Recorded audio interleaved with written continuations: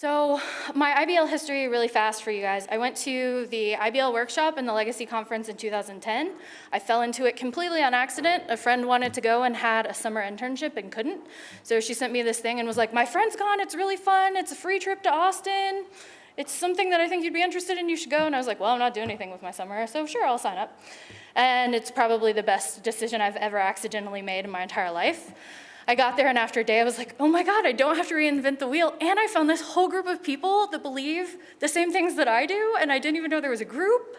And in general, don't reinvent the wheel in IBL. There are people who've probably done something similar to what you want to do, and it's better to keep going than it is to try and go back to the very beginning. In fact, even with notes, start with somebody else's notes and then go back. So anyway, back to my history really fast. Went to that conference. Ended up teaching Foundations of Advanced Mathematics at NC State, where I was doing my grad work. By the way, I was a grad student when I went to that conference. So I knew I wouldn't get approval to teach it the way I wanted to, so I just didn't tell anybody and did it anyway. And it went great. I had some awesome students. One student who was math ed and was terrified of math and is now getting her master's in math at Missouri fully funded, so yay. I taught real analysis at the school where I am now, Loras College. I only had 9 students in that class. It was really fun. I had one student who could blow everyone else out of the water, and so he was probably a little bored, frankly, and lecture might have been better for him because he could have flown through the easy problems they were taking time to do. But I think everyone else in the class really benefited, and he was willing enough to kind of throw out good ideas when they got stuck, so it worked out. And this fall I'll be teaching Calc 1. I have a small grant for that, so I'm really excited. So, first thing I said, don't reinvent the wheel. Teaching is a game of beg, borrow, and steal, hardcore, so beg, borrow, and steal. Get an AIBL mentor, it's really easy. Or if you don't want to go officially, just find somebody here that you like and ask them. Introduce yourself to everyone at this conference that you can. Every time you sit down, say hi to everyone around you, get their names, and I go back through, you get a list of attendees, and I mark down who was who, and like star people that are near me, or put down who I talked to about what. Everyone's really nice, and if you email them later, they're going to help you out, and it will be super helpful. Also, Facebook has been really helpful in this, kind of crazily. I'm friends with a lot of IBL people on Facebook, and so I can throw up real fast, like, I'm teaching this class and I have no idea what to do about this subject, and suddenly I have 300 different things to do, and it's awesome. JIBLM, which is the Journal of Inquiry-Based Learning in Mathematics, super helpful, good notes. Even if you're not gonna do full IBL, look in there and see some problems or some ways that things are approached. Go to the IBL workshops if you can, and like I said, when in doubt, ask somebody. So, one thing that's hard for me, you gotta know your personality. I like to talk. And in IBL, the professor shouldn't talk. And there are some days where I've threatened to duct tape my mouth shut because I'm just gonna sit there and talk, and I know it's gonna be a problem. So I sit in the back. Sometimes I'll have to bring paper so I can write down all of the comments I wanna say out loud, or like good things students said that I'm excited about. But it happens. But you should use it to your advantage if possible. So because I'm kind of outgoing, my students tend to know that I'm joking around with them very quickly. So if someone goes to the board and does something wrong, I'll be like, you should probably just drop out. I mean, at this point, you can't do this problem, gah. And they're like, what? I can do it. And then they go back and try and do it again. Or if no one wants to go to the board, I'm like, that's okay. Everyone else is scared too. It's all right. We'll be all right. I steal a lot of things from Dr. Martin, those of you who went to NC State. He says lots of things like this. It's all right. Everybody else had that problem down. You're the only dummy in the class who didn't know how to do it. The only person. See how everybody else has got it? And then they'll look around and they're like, oh, yeah, no one else knows what to do too. Okay, it's good.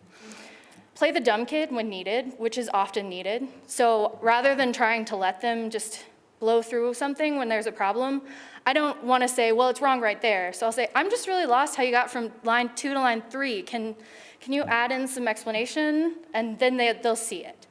And get advice from people with personalities like yours and personalities not like yours, because they both have benefits and there might be things on both edges that you're missing. Environment, somebody covered on pretty early. Trust is the most necessary part, I think. I put failure into my syllabus often and say that they can't pass the class unless they fail at some point, and it has to be a public failure. So you have to be willing to go to the board and fail spectacularly. And I always point out to them that nothing makes them feel better in class than when the professor gets the problem wrong on the board. Students love when we do things wrong, because then they're like, oh, okay, I get it, you're doing it wrong too. Play is the best way to find an answer, so just play around with it. Whiteboards and chalkboards make math easier. It's magic. I don't know why, but they do. I had a student who bought a 2-foot by 3-foot whiteboard that he carries into coffee shops late at night with him to do math on it, and I told him he had joined the true mathematician cult. He was crazy just like us. In fact, the waitress there that's there every night calls it his murder board. And the physical layout of a classroom makes a big deal. Sometimes you can't change it. I had to teach in a really crappy room where you couldn't move the desks. Other times I've had awesome rolly desks and it was just ideal, but you make do with what you've got. And where you place yourself matters a lot more than you think it does. So if you're constantly at the front like this, it feels like it's me against you guys, and there are a lot of you. You could take me, and I don't like that.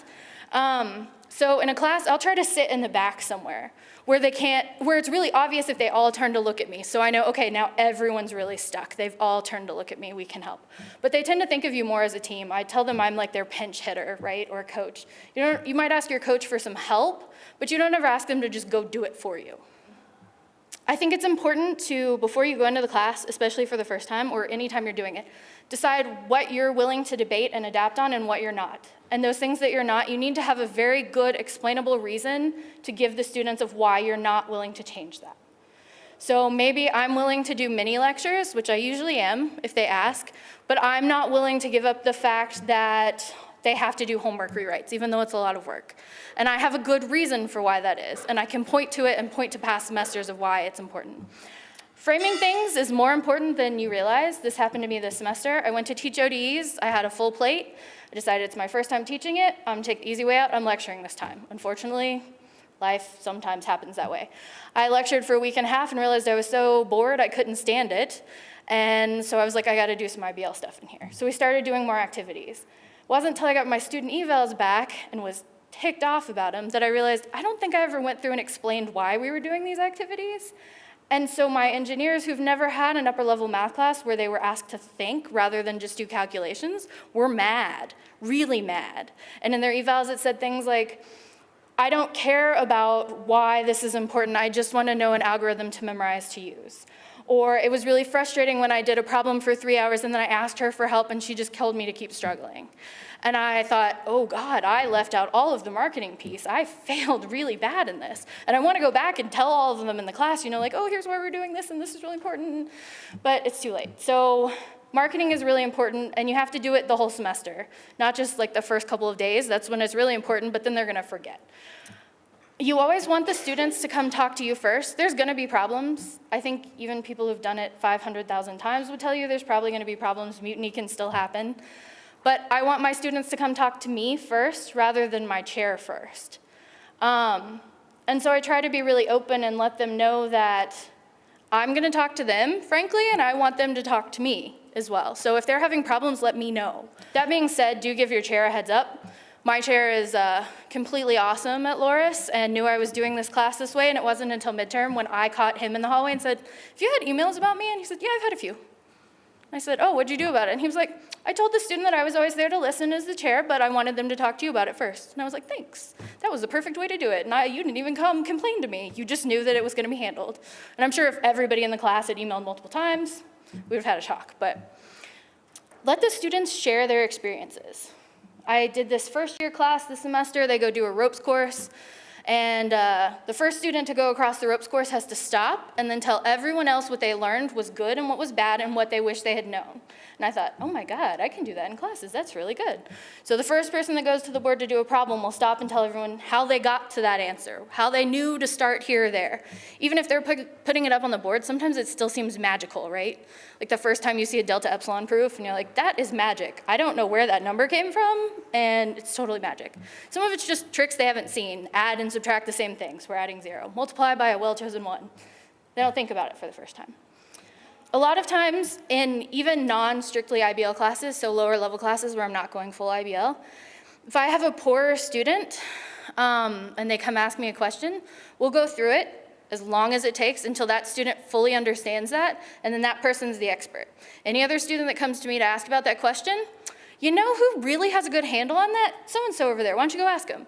And so by the end of class, everybody's starting talking again, and that student's like, I did a problem right, and I explained it to other people. I could do that again. I could probably do that again. It helps build some confidence. Considering what's hard about the course. I think this is really hard. So the expert bias is a thing, right? Expert blind spot, I forget what it's called. I'm not a math ed person, sorry. There's a big change when you enter a proofs-based course. Before, the final answer was really important, and now we give you the final answer. It's in the problem. You have the first line of the proof and the last line of the proof. It's that middle part that matters, right? And there's lots of different ways to get there. All of a sudden, if they've been told all their lives, well, there's only one way to get there, there's an easy way and a hard way, now there's a whole bunch of different ways, and they're all right, and the one that's easy to you might be really hard over here and really easy and vice versa, and it's suddenly a little confusing. And they see that in their proof. I have one student who'll put ... magic happens, and then the end problem. And I'm like, well, not really, but it was a nice try. So I think having to redefine this idea of what a final answer is really hard for them. It's the mapping that Ellie was talking about. Leaving questions open is good, but you can't free it to come back to them. As a student, I remember you ask teachers and they say, I don't know the answer to that, I'll look it up and get back to you, and then they don't get back to you. And in your head, they've just lost a little bit of respect, right? Because you're like, well, they didn't know how to do it. So coming back to those questions can be really helpful, even if it's over the course of several weeks and maybe every Friday you talk about this open question that's out there. Keeps them thinking about it. There are some struggles that are innate to the course, right? When you take your first proofs course, learning how to write a proof is really hard. But then when you get to maybe abstract algebra, the proof part's not that hard. It's the algebra part that's hard. Some just depend on the course population. So motivation is personal. It's hard to motivate, especially if they're not math students, I found. When will proofs help them? They're not going into this business. They're never going to write this crap. And why should they care about how and why the methods work? I don't care how it works. Just tell me when to apply it, and I'll do it. I can be a computer. That's cool. In my intro proofs course that I taught, I had this student, Jason. Jason was an awesome student, very smart. Older than I was, probably. I was a grad student, so that made things a little awkward at the very beginning. Jason was a math ed student. All he wanted to do was teach 8th grade geometry. He told me every single day, all I want to do is teach 8th grade geometry. I do not understand why I have to have proofs. Never going to be teaching this, which, I mean, of all the things to explain you never are going to have proofs, 8th grade geometry is a little sketchy because that's the one where they do proofs, but I let it go. So he kept coming up every single day. Finally, one day, maybe 3/4 of the semester through, he came up to me and he said, I figured out why I have to have this class. And I said, okay. He said, thought about just appreciating math, and I got that, but then today in class, when I was student teaching, a student asked me a question, I didn't know the answer, and I thought about it, and I thought about how I could prove that it was true, and then I gave them an answer, and then I thought, damn it. And I said, sounds about right. And he was like, so I get it. I'm not happy about it, but I get it. All right. Jason also never thought he was gonna have his aha moment. I kept telling them all, just keep pushing, it's gonna click. It might be the week before finals, but it's gonna click. You just gotta keep going. He had his on a test and turned it in and said, I don't know about any of their problems. Number 4 is right. It is right. I got it. It made sense. It's right. I said, all right, good. He was so excited. He couldn't stand it. Tim was another student I had. He was in my real analysis class, math engineering double major, sent me an email about halfway through the semester and said, I think I'm gonna drop my math major. I'm in this real analysis class and I just don't see how it's ever gonna help me in engineering. And I thought, oh no, but it's all about error analysis and that's what engineering is.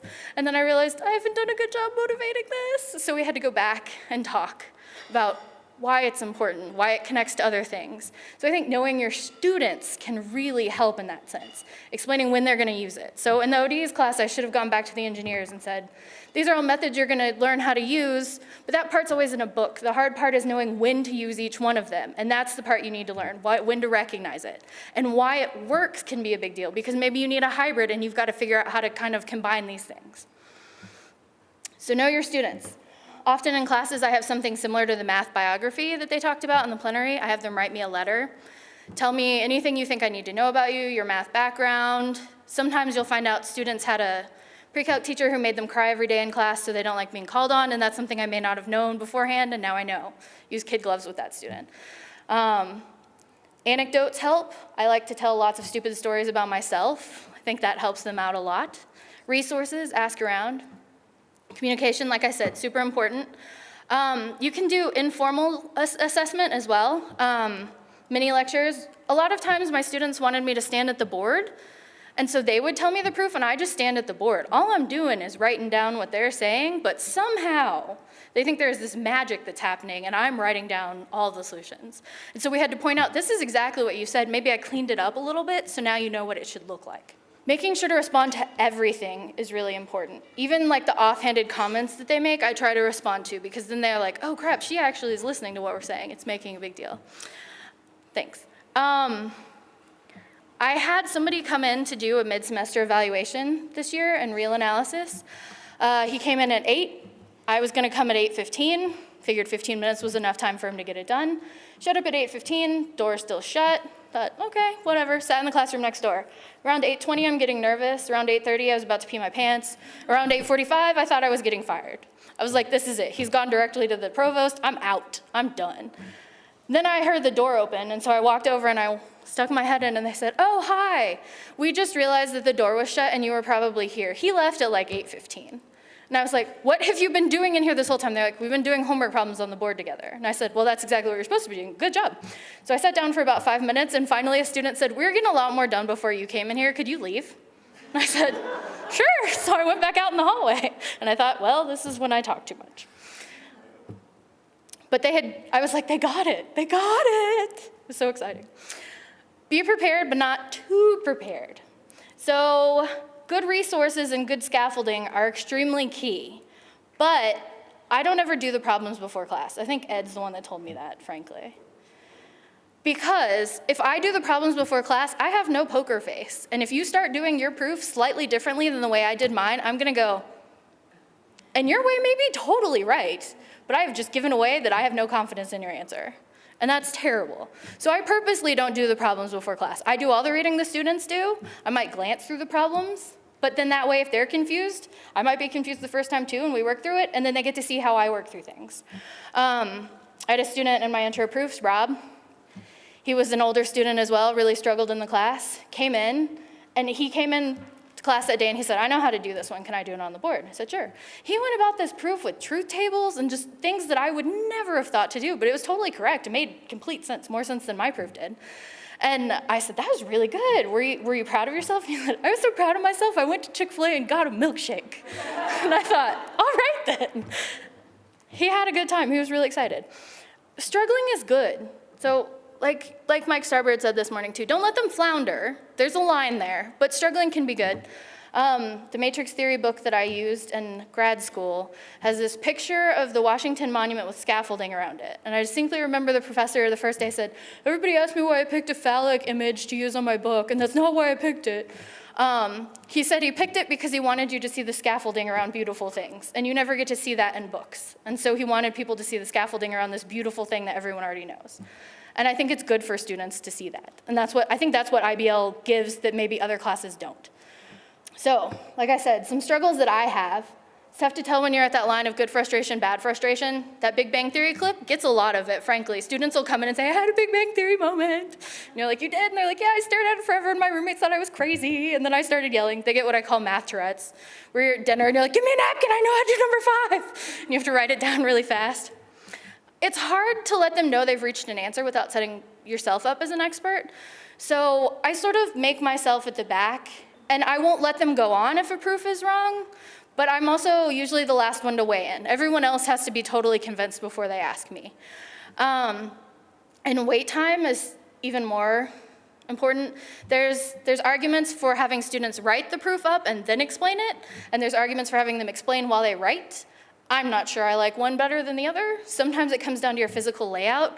I would love to have enough boards to have them all go up and write their proofs at once, but if I've got one board, that's not possible. And so there comes a little, this is one of the places I still struggle, how to get everyone else to pay attention while one person is writing out a proof. Hopefully they're checking theirs, but that's kind of an ideal. When you do cross the line, do the things that I've already said you should be doing anyway. Go talk to them. Talk to them about what we do when we've hit a line. I put some things down here, right? Step away, talk to others, talk to professor, move on, try a different route, write it on a whiteboard. Shower. Showering always works for me. Go for a walk, go for a drive, do something, put it on the back burner. I think I made my water bill double when I was in grad school.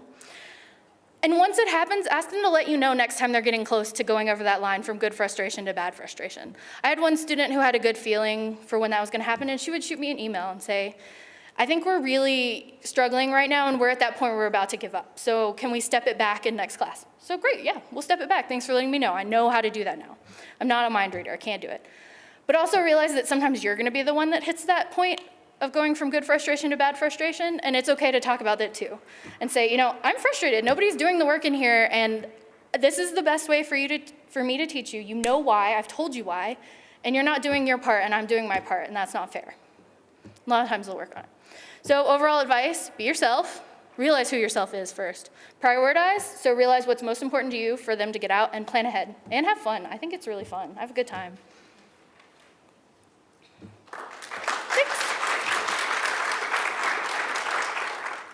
Hi, I'm Jamie Stone from Black Hills State University up in Spearfish, South Dakota. And I had just a comment to make about your evaluation and the fact that you thought you needed to explain why this was important. Had you ever thought about asking the students why, they thought it would be important, just so that you can get their thought first rather than and then talk about it the next time, just to get some buy-in, even though you'll get some ideas that you didn't think about? So in fact, in a normally structured class that I know I'm doing IBL, that's what I would do. I think I stole this from Dana, who probably stole it from someone else. He asks them to write down what they think math majors should be able to do when they graduate, and they'll almost always give you exactly what they should be able to do. I also ask them, I can almost always find an athlete, we're a small school, and I say, oh my gosh, you're on the swim team, that's awesome. So you read a book and then you could do it, right? They're like, no. So your coach showed you what to do. You watched him swim, and then you were just like, I got this, and jumped in the pool. No. So you watch videos of really good swimmers, and then you could do it. And they're like, no. And I'm like, how'd you do it? They're like, I had to practice. Now, why in the world would math be any different? And they're all like, crap. It wouldn't. And you're like, exactly. So you get to do some practice. And I'm here to help you, but I'm not going to do it for you. You would never ask your swim coach to get in and move your arms for you more than maybe once, and then you got it. So that often helps them too. But yes, asking them is a good idea, because then they own it and they can't get mad at you. My name is Janelle Lorenzen. I'm from Southeastern Louisiana University, and kind of playing off what Jamie was saying, I taught my first IBL course last semester. It was a calculus course for pre-service middle school math teachers. And so I felt that IBL was something that they really needed to know about. Sure, they've heard it in their classes, but they've never actually experienced it. So their very first assignment was to go research IBL in the math classroom and write a small paper about it, and also discuss any experiences that they've had with it and kind of what thoughts they have going into the semester with it. I knew if I told them, it would be in one ear, out the other, and they would not believe a single word I was saying. It sort of goes against IBL to tell them. Exactly. So they had to go out and do it themselves, and it really did make a difference based upon really what they good did idea. at the beginning of the semester, and then versus looking at their reflections at the end of the semester, how far they had That's a really come. good idea. I'm always a little terrified when I have math ed students, how scared they are to go to the board to do any math in front of their peers. Like in front of second graders, they're okay because they know more, but as soon as they're in front of peers, and I get this, I'm terrified talking about math in front of mathematicians because they know what I'm talking about. So I think it's really good, especially in math ed classes.